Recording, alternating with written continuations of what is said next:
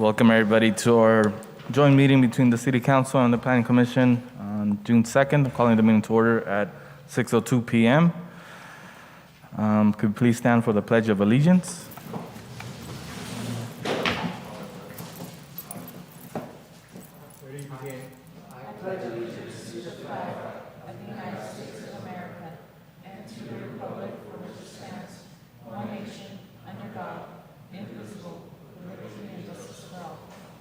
We remain standing for a moment of silence for our military first responders who have passed in the line.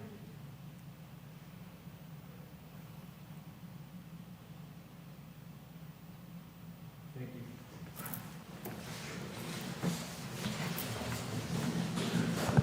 you. Monica, could we get a City Council roll call? Roll call. Councilmember Soto. Present. Councilmember Moran. Councilmember King. Present. Mayor Pro Tem Garcia. Present. Mayor Aguilar. Present. For the record, Councilmember Moran is not in attendance, but his absence is excused. Could we get Planning Commission roll call, please? Planning Commissioner roll call. Alternate Commissioner Baines. Present. Commissioner Bassi. Present. Commissioner Bath. Present. Commissioner Roth. Vice Chair Mendoza Gonzalez. Chair Wallace. Present. For the record, Vice Chair Mendoza Gonzalez is not in attendance. His absence is non-excused. Any changes to the agenda, Council or Planning Commissioners?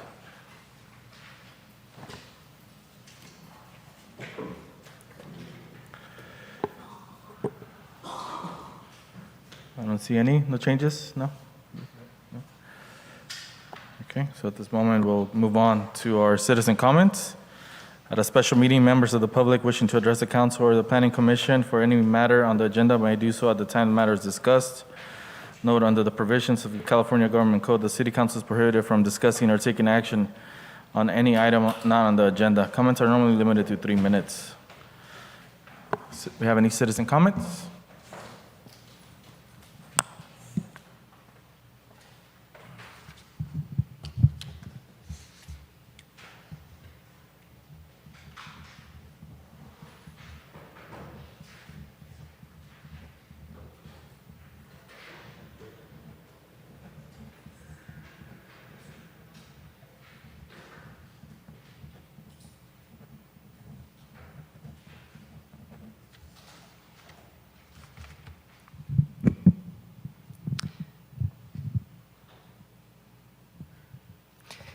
Colette Alvarez, P.O. Box 255, Livingston, California. Dear Heavenly Father, we come before you tonight. We're looking at the general plan update. There's many different thoughts out there. I ask that you would speak to the hearts and the minds of every city council member and planning commission member. I ask that you would help us to grow a community that would love and honor and praise you, a community of safety, a community of neighbors, a community of caring, a community of mothers and fathers that love their families and raise healthy children, a community where people will feel welcome, but also a community of honesty, a community of integrity, a community where there is no theft, there are no drugs, there is no violence, a community where our law enforcement are honored and cherished, and our firefighters are protected and honored for the hard work they do and how they put their lives on the line every day. I thank you for the freedoms we have in America. I love my country. I praise you for planting me in a place where I can learn and grow. Our freedoms are so precious to us. From the time my forefathers got on that boat in the 1600s, and my great-great-grandfather fought in the Civil War, and my grandfather came across Ellis Island. They came to give me a better life, and I just thank you for guiding their footsteps and for your hand of protection on them and the hand of protection on every single person in this room, and how you've been with our forefathers to bring us to this place. and help us to continue the heritage of our great land, a land where we put you first, a land where we look after each other, a land where we are proud of, and we pay our bills, and we work hard, but we also play and enjoy one another. When the City Council and Planning Commission look at the general plan, there are many things they have to consider. For example, if they widen Main Street 85 feet, is that going to take away somebody else's home and their yard? How is that going to work? Help them to ask those hard questions. Bring those things to mind. Help them to respect each other's property. Help us to have a land where we are free to praise you. In the name of Jesus, we pray. Amen. Amen. David Storer. Any other citizen comments? Anybody on the phone, citizen comments? Okay, I'll bring it back to the Council and Planning Commission. We're going to move on to our study session, which is a joint City Council Planning Commission General Plan Update Workshop, an overview of the General Plan Update process, summary of visioning, outreach,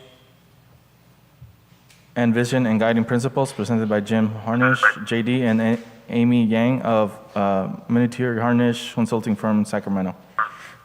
Yes, Mr. Mayor and Council, first of all, just want to thank all the participants on the phone and those who are here and those who are watching us at home through YouTube.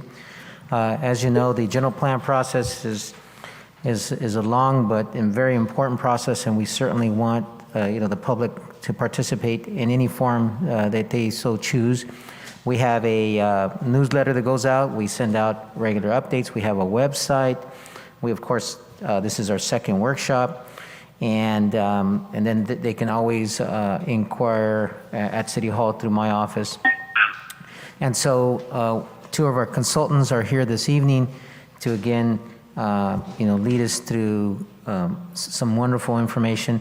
And again, this is live, organic, so everything that's presented can be subject to change, and we want the input of the planning commissioners, the city council, and the public. And so as this continues to move along, again, it will be modified and changed based on what is presented and recommended, and then of course ultimately the council will make the decision. So with that, Jim and Amy, take it away. Thank you very much.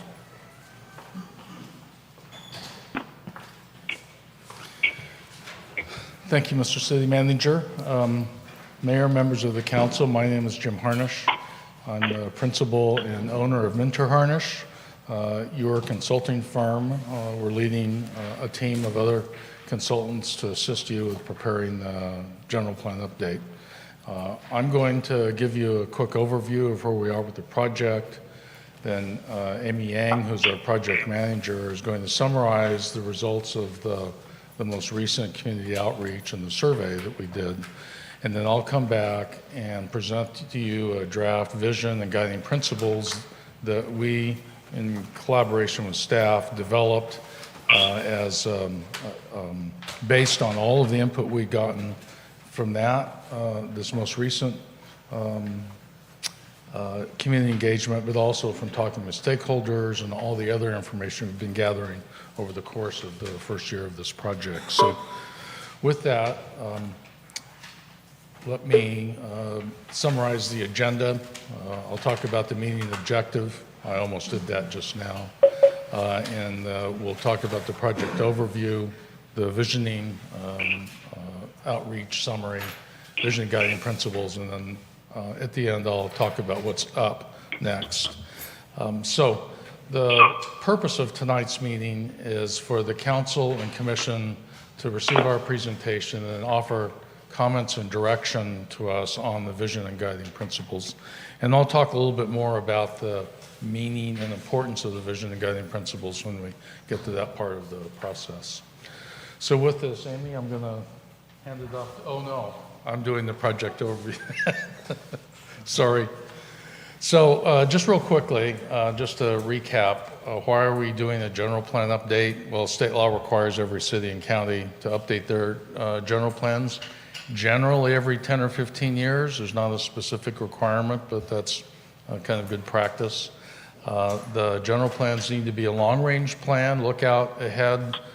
This is roughly a 20-year plan. They could look out 15 years, 25, but 20 is a typical time period. The general plan addresses a broad range of topics, as you know. There are some required topics like land use, housing, noise, open space, conservation, environmental justice, safety, and then other optional elements that you could include too.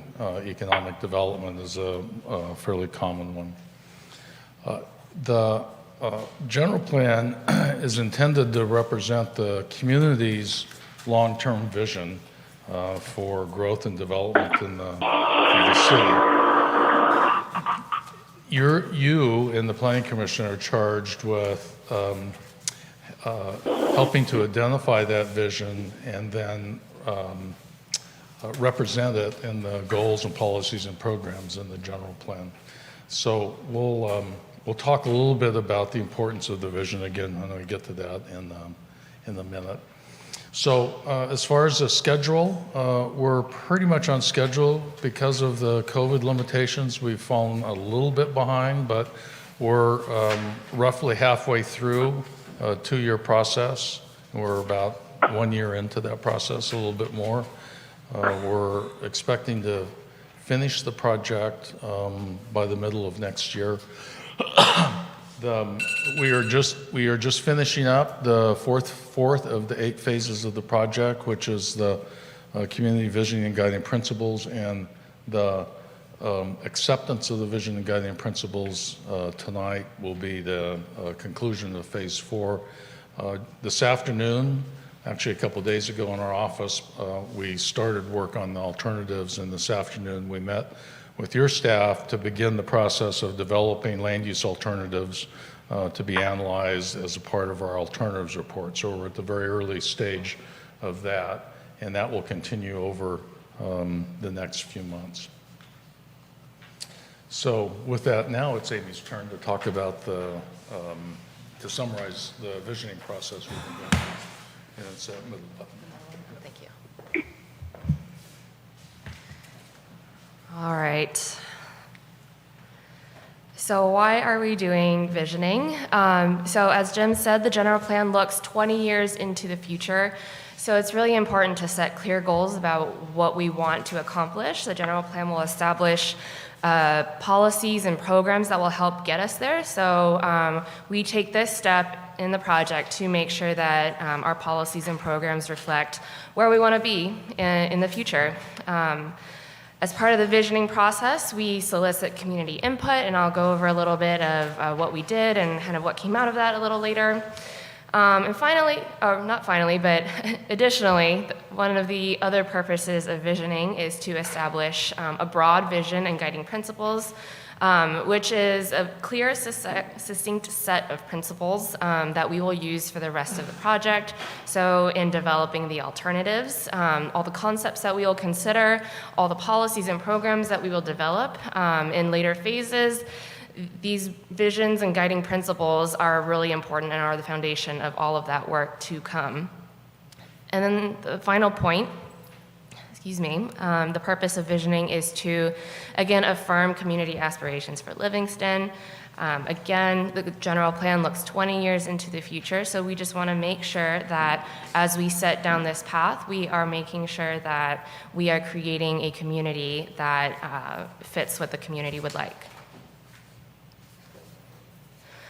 All right, so in March, a couple months ago, we held a virtual workshop on issues, assets, and visioning.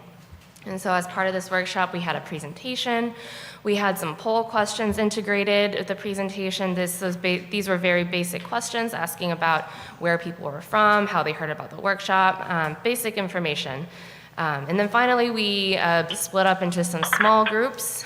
There was an in-person group that met in this room, and then we also had one group discuss online. Okay, so on the picture, you'll see some of the results from the participants who participated in this room in person.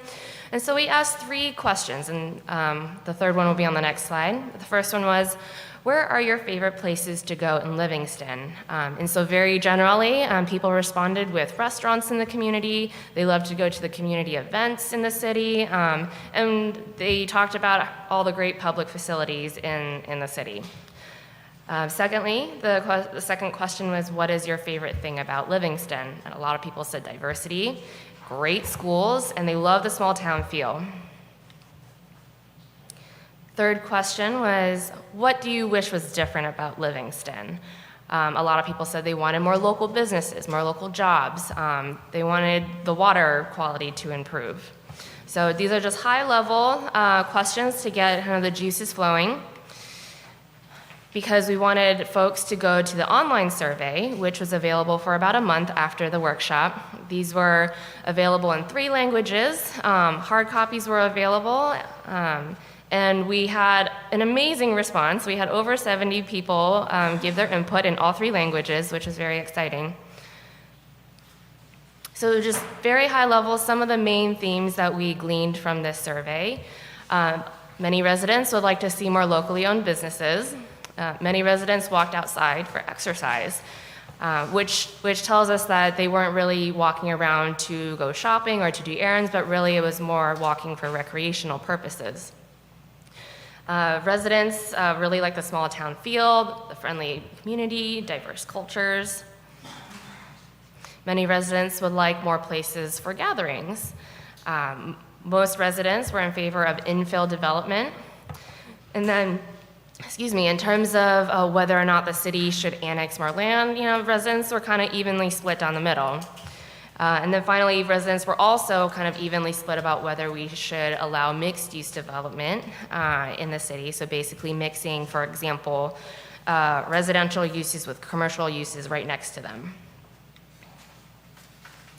And so this part of the survey is kind of my favorite. It asks what residents love about Livingston. And so they listed a variety of things, including community, heritage, tradition, and the availability of affordable housing. And then finally, we also asked what residents hope Livingston will be in 2040, and this directly funnels into the vision and guiding principles. Lots of people said they hope that Livingston will be attractive, welcoming, that it's a thriving place, a multicultural community, and that it's friendly. And so that was just a very high-level snapshot overview of what we found. I highly encourage everyone to visit our website, Livingston City 2040, where you will find a copy of our full report summarizing this outreach effort. On the left side, you'll see some example charts. The online survey platform, we were able to export all of our results. Since we had the survey in 3 languages, we were able to export the results in 3 languages. So in the appendix, you'll be able to find these results. All right, and with that, I will pass it back to Jim, and he'll talk about the vision and guiding principles.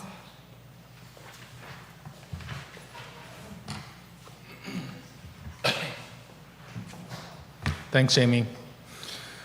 So we're at the stage of the study session tonight where we're going to ask well, first of all, are there questions about anything that either Amy and I have presented to you so far about the workshop results or the online survey?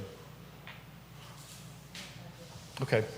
We can also answer questions at the end of the study session as well. So, based on, as I said before, based on all that we've heard, and including some of these direct questions about the community aspirations for the future of Livingston, we worked with the staff to craft what we felt was a representative vision to be used for broad guidance in the general plan, and then 5 guiding principles. What I'm suggesting to do, there's the vision and then each guiding principles on a separate slide. And what I'm going to do is go through and read each one of them, and then come back to the vision and each of the principles, and we'll stop and talk about them. And if there are changes, questions, edits that any of the commissioners, council members want to make to any of these, and Amy's taking notes, and we can refine them based on that input and discussion. And at the end of this discussion, we can take a sense of the commission and council as to whether or not we've thoroughly vetted these, or that if you need more time to give us more input on them. But as an overview, Amy alluded to it, and I'll say again, the way we use these in developing the general plan is that the vision essentially is the big picture. Where are we headed? Where is Livingston headed over the next 20 years? What are the big ideas, the hopes and expectations? And the vision is stated in terms of what's Livingston like in 2040. And well, I'll just read it. In 2040, Livingston is a diverse, multicultural, welcoming community with a small town feel. Livingston schools continue to be the best in the region. Downtown Livingston is home to residents and fun things to do and see. There are many places for friends and family to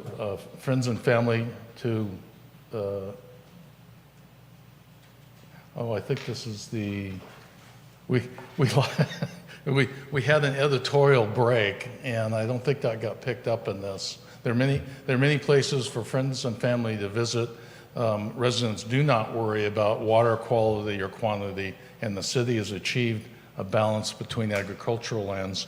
There was some glitch in the PowerPoint transfer process, so we lost a couple of phrases in here, and it made it say exactly what we didn't want it to say, and I thought I had it corrected, so I'm sorry about that. But this will be the overarching kind of view of where Livingston is headed, and each of the guiding principles is going to reflect a topical area that is of greatest importance to the city, and that all of the alternatives that we develop and that you consider will all be consistent with the guiding principles. So that's kind of our umbrella, our guideposts for putting something together, so that we don't go off in wild tangents and create some alternatives that aren't realistic or don't meet the community's expectations. So sorry about that glitch. I thought I had it fixed. I discovered it this morning, and obviously I didn't get it fixed exactly. So 5 guiding principles that we put together. Oh, you want me to? Or if you want to, so we get the right text. Yeah, okay. So I'll read it again to you, so I'm reading it exactly the way it was written. In 2040, Livingston is a diverse, multicultural, welcoming community with a small town feel. Livingston schools continue to be the best in the region. Downtown Livingston is home to many local businesses, trendy restaurants, and fun things to do and see. There are many places for friends and family to gather in Livingston. Residents do not worry about water quality or quantity, and the city has achieved a balance between growth and preservation of agricultural lands. So that's what that's supposed to say. So let's talk about we prepared 5 guiding principles, and each addressing a major topic that rose to the top in terms of things that we've heard from stakeholders and all of the input that we've gotten in the community and discussions we've heard from you. So, and these aren't in any order of priority. These are just, they are equal level priority. So cultivate the downtown renaissance. Support and attract businesses that will restore downtown Livingston to a vibrant destination with the unique retail, entertainment, arts, and dining options, especially commercial and entertainment-focused uses, while preserving the small-town feel. Second principle, balancing growth and agricultural land preservation. Support a balanced growth management strategy that protects productive agricultural lands while allowing for new economic opportunities. 3, offer recreational opportunities. maintain and expand walking and biking facilities to encourage non-automobile modes of transportation, continue to hold community-wide events and festivals, and support the development of new recreational facilities to attract regional sports tournaments. 4, foster economic development. Promote a strong local economy by supporting existing businesses and industries while providing additional opportunities for local and regional businesses to become established in the city, especially those that can create quality jobs for Livingston's resident workforce. And then lastly, maintain multicultural assets. Continue to celebrate the different communities and heritages that contribute to Livingston's diversity, and continue to foster appreciation for different cultures. So I'm going to go back to the vision, such as it is, and stop here and provide an opportunity for you to give us your thoughts and direction on whether this reflects your vision for the community as edited, and I'm looking at it here, or if there needs to be some tweaking to this. Thank you. Do you guys want to go down and make a comment, or anybody have any ideas?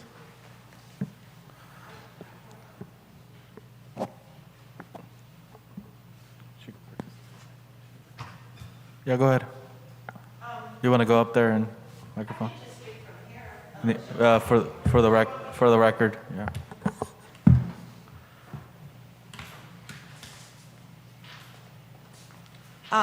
I would add respect people's property, because these were nice questions and they were what I call feel-good questions, but the rubber hits the road when we talk about traffic.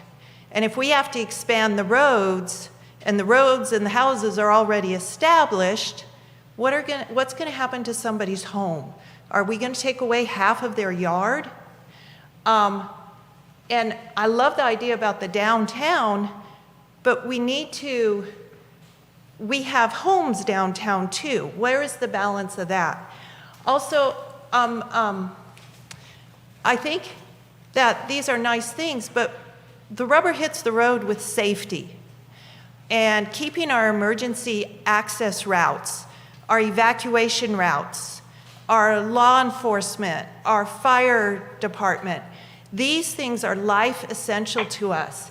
I don't know how big we're talking about Livingston being at this point in time, but will we need a hospital? Are we going to keep going to Merced and Turlock? And as more people come in, then the demand's greater, there's more traffic, harder to get to another town. To me, these are all nice feel-good things and they're great, but what about life and every day? And I can tell you, as someone who has had to call 911, it is a long wait. Every minute seems like an hour when you're waiting for emergency personnel.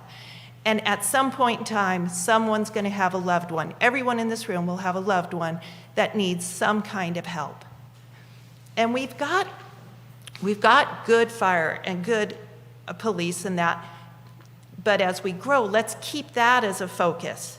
A post office, library, those things are very important to the community too. And I don't know if the Mennonite community's been reached. Thank you. Thank you. Can I add an observation about the comment? It's a really good comment. The issues that were raised were really good issues, all of which will be addressed in the plan. The challenge we have at this stage is to have some broad, generalized description that forms the basis for dealing with all these level of details: road width, safety plans, evacuation plans. So all of those will be dealt with in the general plan. The question is, which of those topics rises to the level of calling them out at a very high level in the vision, knowing that they'll be addressed at some place in the plan. It's really your decision about it, but I just want to point out we won't be missing those. They may just show up someplace else. Just one thing or one comment I would like to add, possibly, I don't know if everybody agrees, but talk something about safety or peaceful, like Livingston will be a safe, peaceful community or something like that.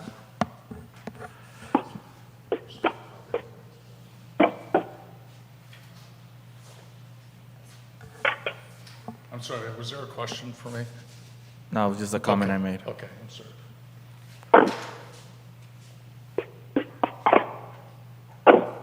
Any other comments or suggestions? Planning commissioners, anything else to add? No? Anybody from the audience? Public?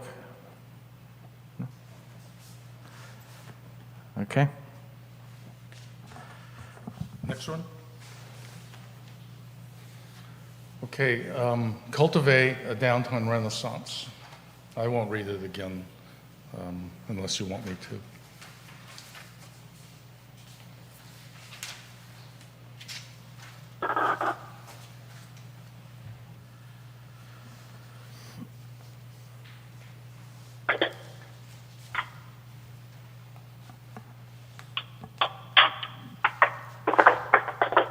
Everybody's good with it? Any other council planning? Those are good? Public? Next. Yeah, next. Okay, balancing growth and agricultural land preservation.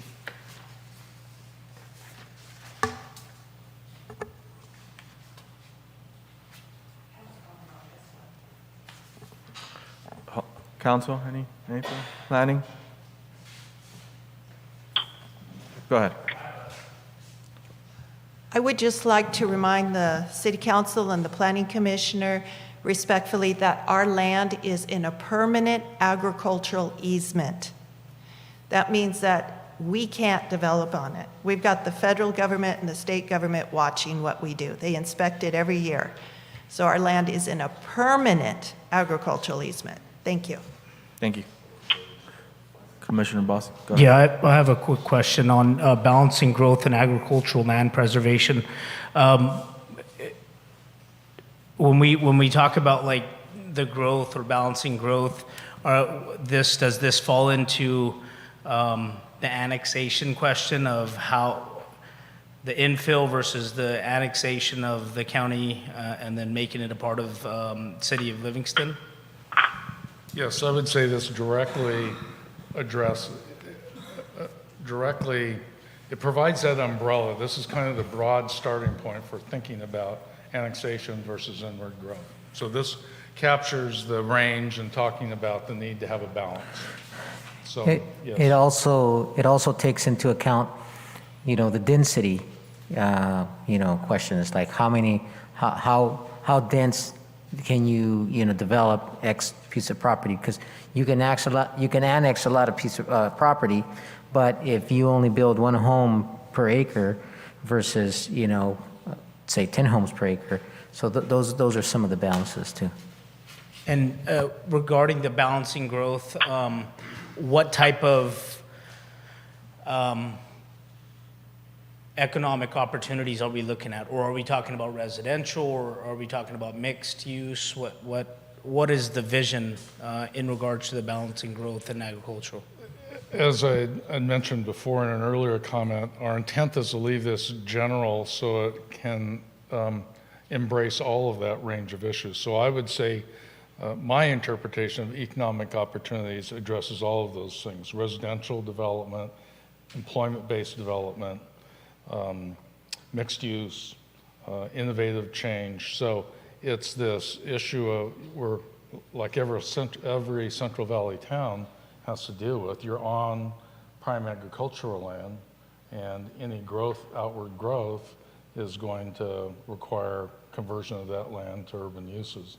And so the issue is, what kind of balance are you finding there? And so there are a number of ways of dealing with it. Balance is not precisely defined here. It will end up being defined by the city council when they make their decisions. So, yeah.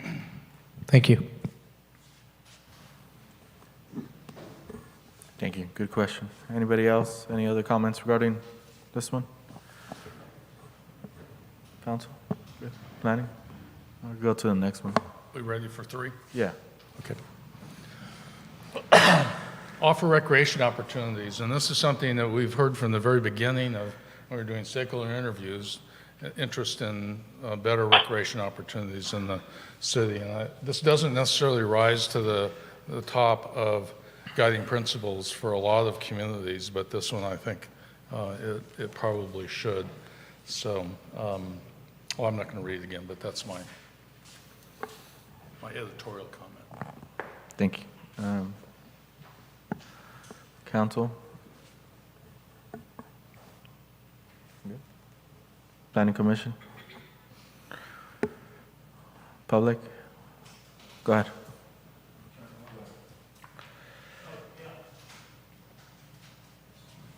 Thank you. Yeah, offer recreation opportunities. You know, from my years on the council, I think that we try to offer, when we have like a development of 20 acres, at least, you know, ask for 5 acres. I mean, within about 20 or 40 acres, ask for 5 acres or more of park space. Because in the county, from what I've seen in community plans for small towns, they try to push for a 1 acre, which is not enough. When you have 40 acres, you need at least 5 acres.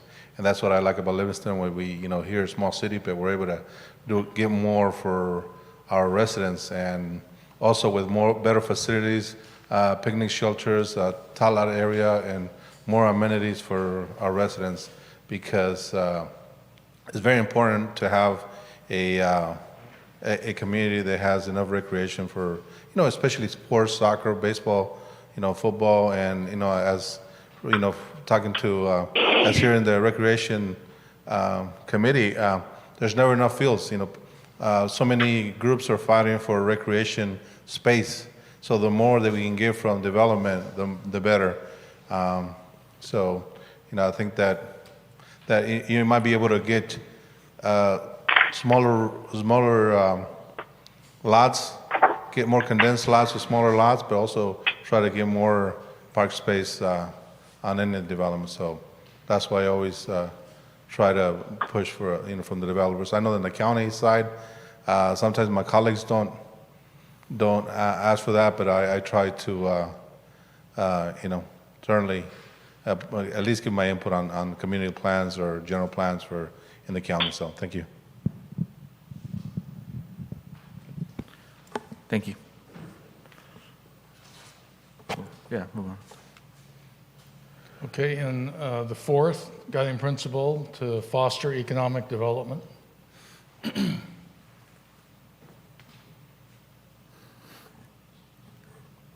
Council, any comments? Go ahead. The only thing that I would add, Jim and Amy, on this one is, which is outstanding, is supporting existing business. So it's this notion of, you know, retaining, expanding, and recruiting. If we do those 3 things, then we will have a really good, healthy economic base in this community. So that's the only input that I would give at this. Okay. Did you get that? Amy's taking copious notes. So. Planning Commissioners? Public? Go ahead.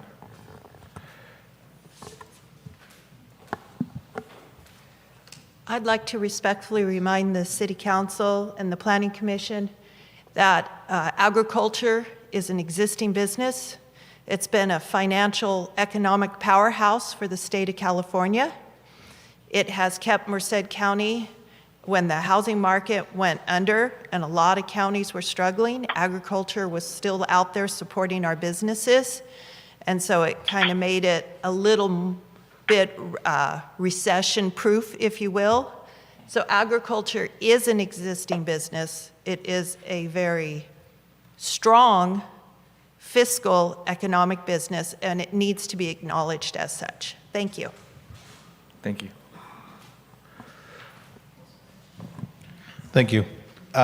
I agree with agriculture. I'm also a farmer, but also I live in the community, and so I always stress that we need a little bit of commercial, industrial space in our general plan, because we don't have that much right now.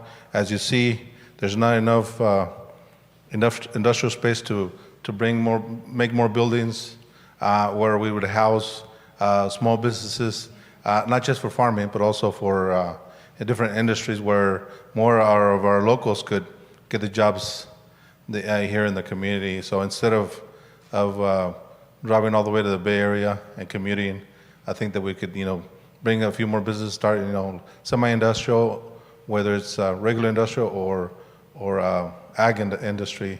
I think that would support better paying jobs in our communities. But I always stress in the county as well, we need more commercial and industrial space in every community in the county.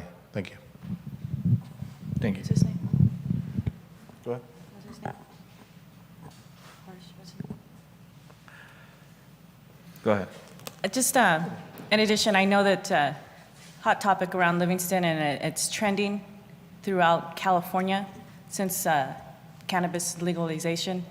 And speaking on topics of agriculture, it is agriculture in nature. Supervisor also pointed out indoor facilities in light industrial, and again, it's allowed in those areas. Is that included in your plan?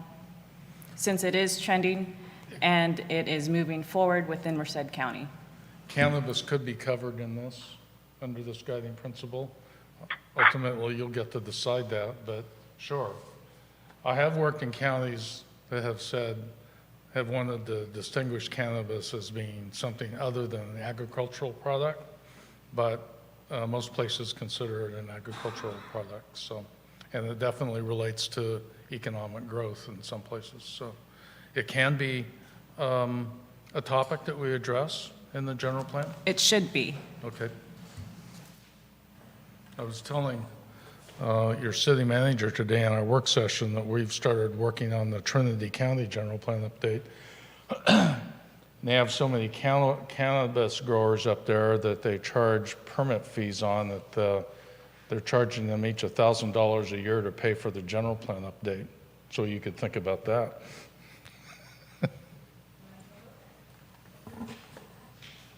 Anything else, anybody? Okay, and lastly, maintain multicultural assets.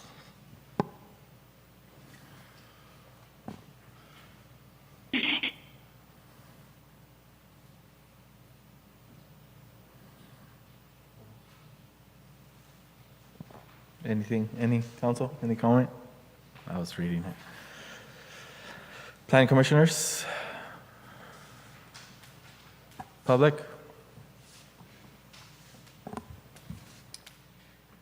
Multicultural is wonderful, and the heritage of our forefathers is wonderful, and passing it down through the families is wonderful. But what makes the United States great is the history of the United States, and I think that also needs to be stressed. From the Irish that came because of the potato famine, from the Okies that came during the Dust Bowl, the people that migrated across the Oregon Trail for a variety of reasons. Our country is a blend of flavors. And as we come together and we bring our flavors and we unite, that is our strength.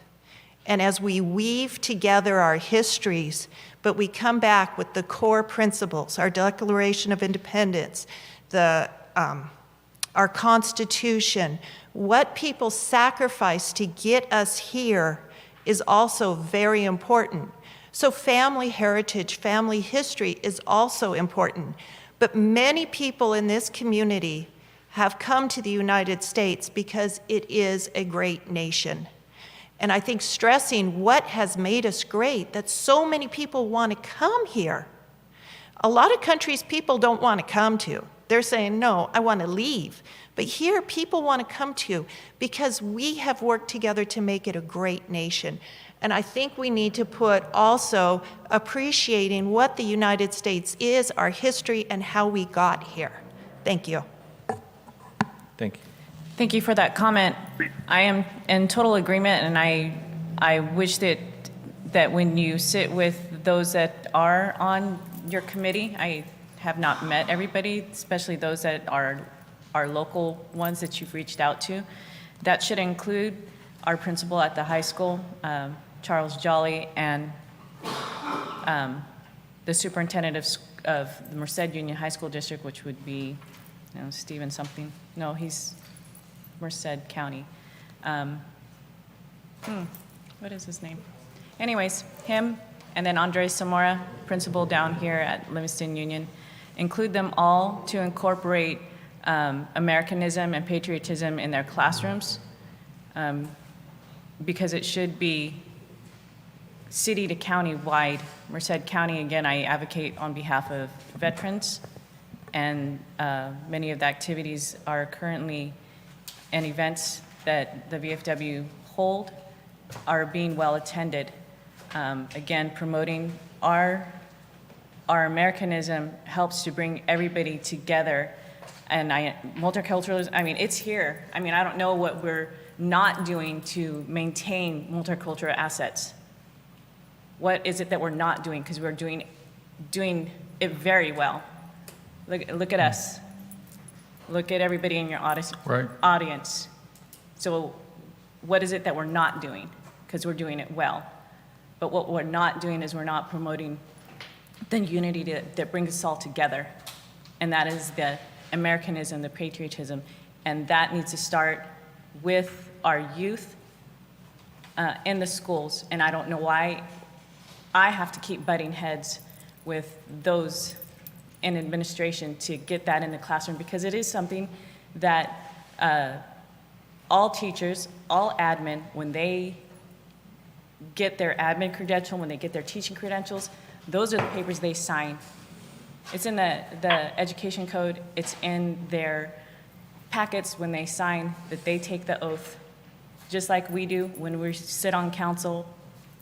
Them as planning commission, we all take an oath for the California Constitution, United States of America Constitution, everybody. So again, if you have those people that I mentioned within our school districts, in our county, I strongly encourage you to get them on board, because that's what we're missing when we talk about multicultural. We're leaving the unity out. We're being divisive. We need to be unifying, and that's what brings us together. America. That's why we're here. So thank you. We have reached out to school district members of the superintendent some time ago when we talked to 30 or 40 different folks in the community, and that included them. And everybody we talked to is on our notification list, so they're aware of all the meetings we go to like this. They get alerts when we have new reports that we've prepared. They are directed to the website to stay in touch. So we are in touch with school district representatives on a regular basis. So I would like to ask either one of you, is there a specific language that you think this guiding principle should include that we didn't pick up that would address your concern about reflecting stronger American patriotism? It doesn't have anything about American patriotism. Right off the top of my head, I don't have the words to give you. Okay. I can give it some thought, but what we have that makes us strong is when we unite. I don't want to see a gang from this country, a gang from this country fighting. I want people to say, I am an American, and like we pulled together during World War II.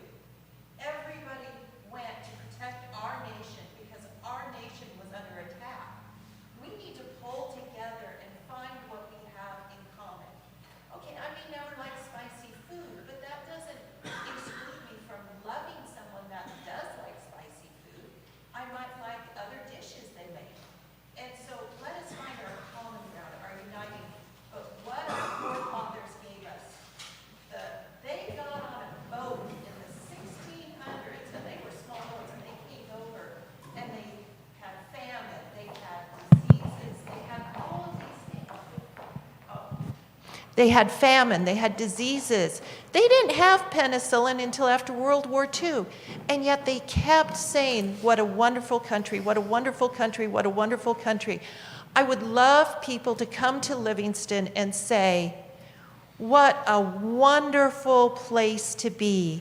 This is what the United States is. This is what it I can't say that word very well. But this is why I came, why we came across Ellis Island, why we came across the Oregon Trail, why we flew and went through all the immigration processes, you know, and we left our loved ones. Some of these people, when they came, they never saw family again.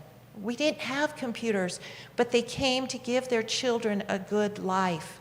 And that life was found on the soil of the United States of America, and people still want in this country. We are the greatest nation.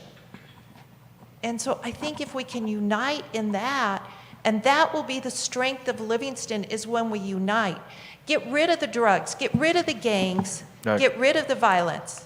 Hold on, I think we have something in. Here we go. Sound. Let me just chime in here real quick, just a little bit. How about if you include it in there, after the period, just put a comma and just put, while embracing American patriotism and the unifying principles. You get that in?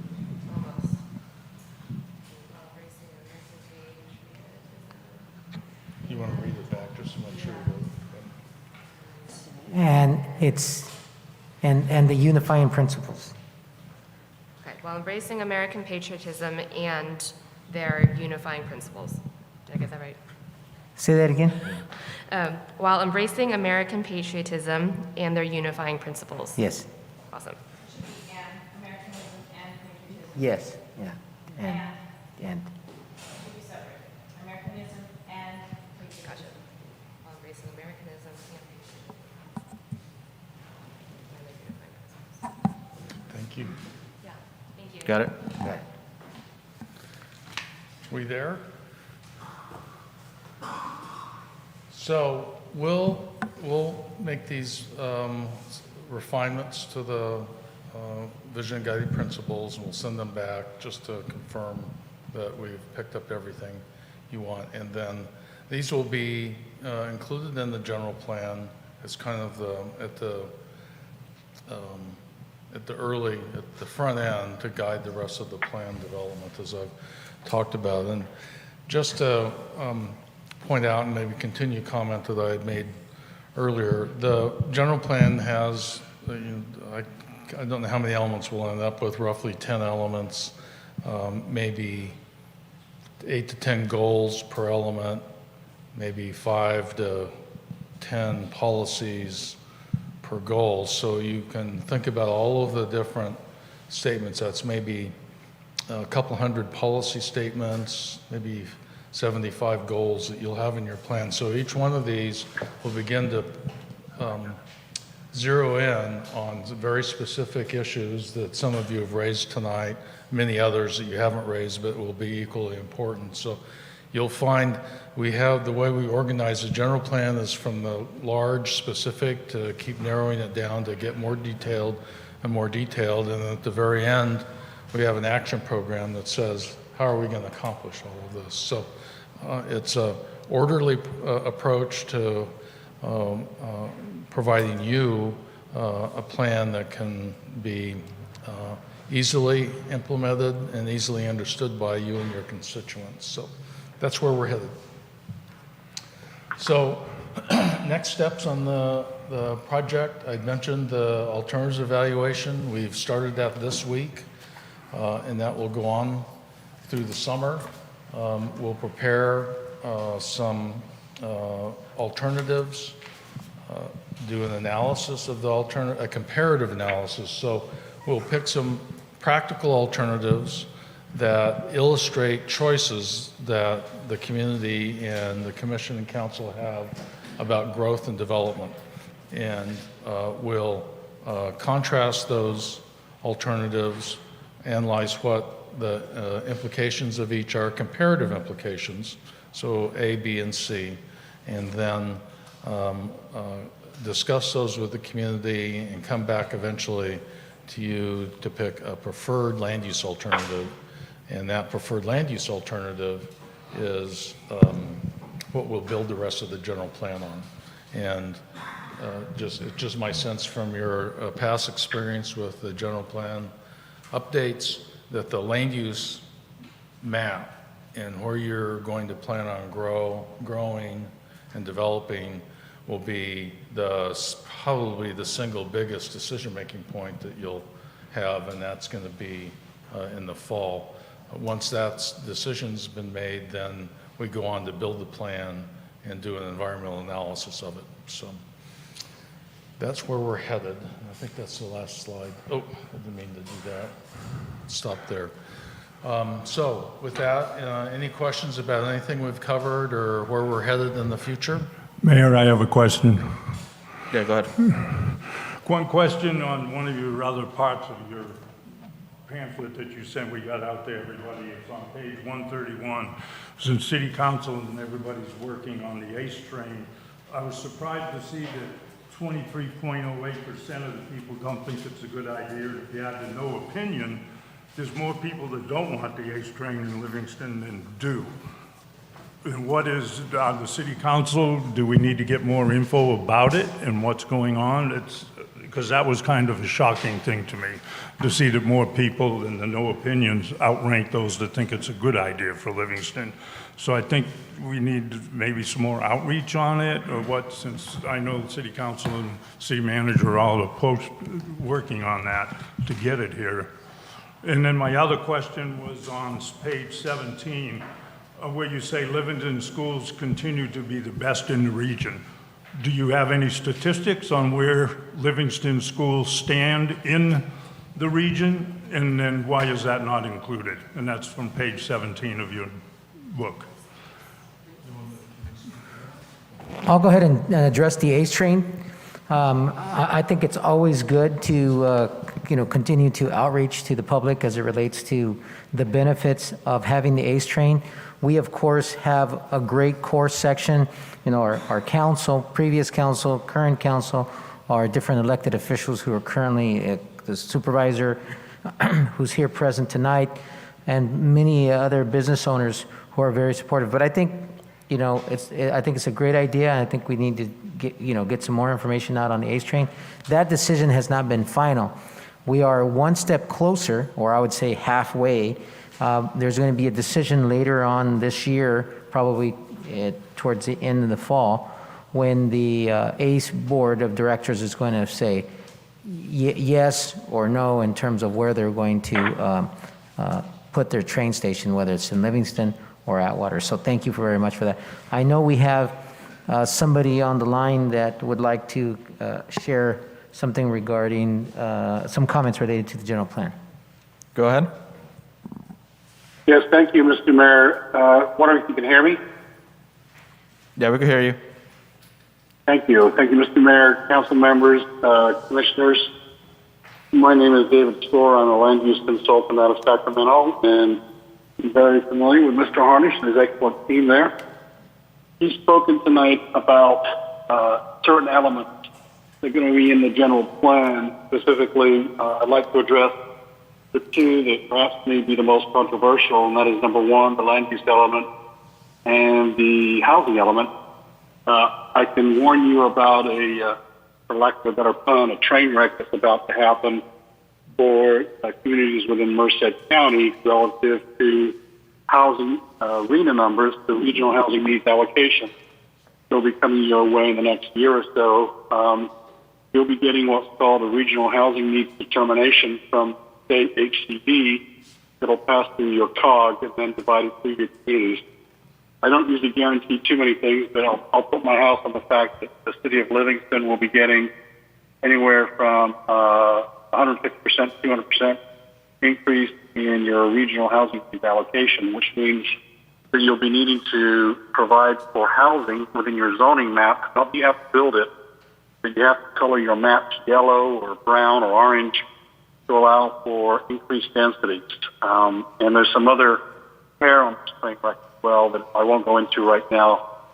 Suffice to say, I'd like to mention that The transition or balancing growth concept is a great visioning concept. At present, your city has residential densities, as you look at your zoning map, that go to somewhere in between 1 to 7.5 dwelling units to the acre. And then you transition to the county at 1 unit to 20 acres. And what I'd like to hope for is that your council and commission could direct staff to look at an appropriate buffer or transition land use, if you will, perhaps a rural residential land use designation that will allow for ranchette of anywhere from 1 unit to the acre to 1 unit to every 5 acres. That would be able to be positioned between your urban densities that you currently have to those that are in the county within your sphere of influence. So just a marker on the ground, if you will. This could be done not necessarily through a new goal, but maybe an objective or an implementation measure as you come up with your land use alternatives. Those are my comments. Thank you, Mr. Mayor and City Council and Planning Commission. Thank you so much. And I wanted to address really quickly the question about the school rankings. We did release an existing conditions report, probably last year at this point, but it's also on the website, livingstonCity2040.com. There is a section in there about schools, and we got our information from the U.S. News and Rankings. They released school rankings nationally, regionally, so that's where we got it. Yeah, so if you have any further questions, feel free to reach out to us. Thank you. Thank you. So if there's nothing else, we're going to go ahead and adjourn our... Just one more. Go ahead. Where are you with the information in regards to our current census? Your current, Yeah. The census was taken last year. Do you have any information so that as you the US plan out? census? Yes. We don't know. I don't think we have any information about the current census. No, we currently don't have any information. We did our existing conditions. Whoops, sorry, I almost tripped. We did our the data we used for our existing conditions report was the data that was readily available to us at that point in time. Yeah, we currently are not using, if it is available, we're not using the census for this project, the most recent one at least. So we're basing Livingston off of a nearly 15,000 population? The data that we used in the existing conditions report, correct.